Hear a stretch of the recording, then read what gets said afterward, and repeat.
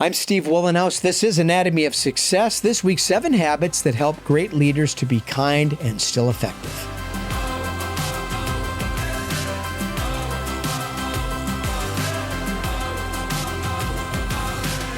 I'm Steve Wohlenhaus, and this is Anatomy of Success. Glad you joined us. Feel free to join us at aos.academy. That's our new platform we're so proud of, with all sorts of remarkable tools that I'm confident you can benefit from. You can connect with us on social media. All the appropriate links are there. And find my company page, weatherology.com. Grab the free Weatherology mobile app. I recently read an article about a prominent CEO of one of the largest companies in the world being criticized for being exceedingly kind. One of the primary complaints from past executives was this person's inability to make big decisions. Being kind is one thing, wasting unnecessary time making tough choices is another. Like it or not, indecision is a sign of weakness, and leaders can't afford the perception of weakness. There's a myriad of explanations why people struggle to make decisions, but leaders don't have the luxury of squandering precious time deliberating tough choices. Apparently, this person took over a year to hire a key executive, which caused tremendous frustration. I'm sorry, requiring a year to make a personal decision would drive anybody nuts. Large companies have huge HR departments and numerous executives weighing in on those decisions. What's the holdup? If being kind is the reason we can't make big decisions, we are in the wrong position, I'm afraid to say. First, there's no such thing as being too kind. The problem being kind at the expense of being honest, decisive, and making tough decisions. Some decisions aren't pleasant, but making the tough decisions we believe are right is imperative for successful leadership. We won't always gain consensus or win approval. We can't always avoid hurting somebody's feelings or forcing someone to move on that doesn't fit. That's life as a CEO. If that sounds like being unkind, it isn't. It's the job that we do. So how can we make better decisions and still be kind? Here are 7 habits that help great leaders to be kind, yet still be effective.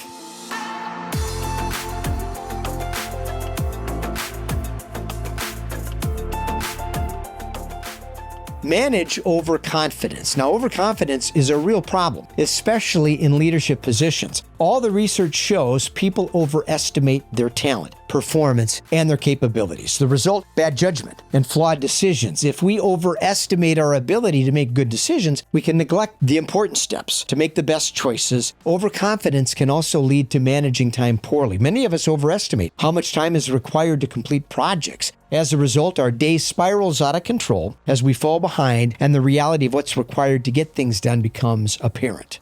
Recognize risk. Every big decision we make has risks. Identifying those risks takes insight, perspective, and a strong intuition. We need to manage risk by recognizing the consequences for our choices. People chasing investment opportunities that are highly speculative with every dime they have comes at a cost. If it doesn't pan out, you lose everything. Most people get enamored with the upside of their choices and neglect considering the ramifications of the decision itself and the negative consequences. Making risk manageable is key to making better decisions.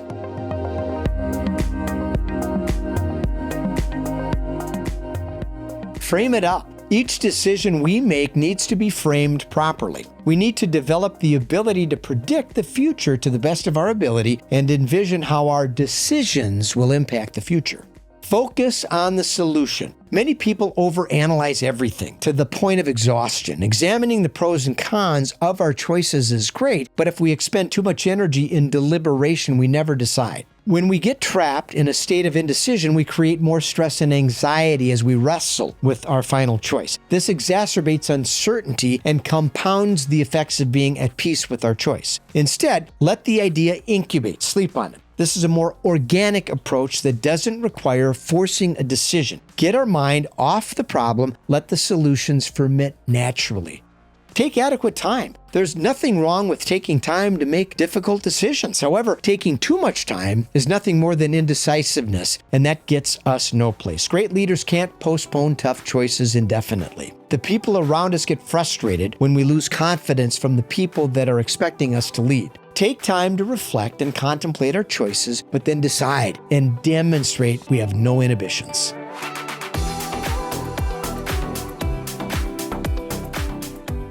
Emotional assessment. Many people make decisions predicated on emotions without employing rational thought and critical thinking. With all the hype about emotional intelligence, some people forget we still need to weigh our choices against rational thought. If we are feeling anxious about something else in our life, relationship problems, for instance, impact our professional choices. Constant awareness is key for making better and more difficult decisions. Advice. It's easy to arrive at a conclusion that fails to examine that conclusion in contrast to opposing beliefs or alternative viewpoints. It's called belief perseverance. We see a lot of this happening today. People making assumptions about groups of people. Their richness must be dishonest, evil, privileged. They must be lazy, stupid. Whatever beliefs we maintain, great leaders need to carefully examine their natural proclivity to challenge their choices with advice from trusted advisors. When confronted with a tough choice, ask yourself, what advice would you take from a friend in a similar situation? Talk to yourself like a trusted friend and let intuition, critical thinking, wise advice, and rational thought be your guide. I'm Steve Wohlenhaus. This is Anatomy of Success. Thanks for joining us. Until next week, let's stay focused, let's stay positive, and let's stay optimistic.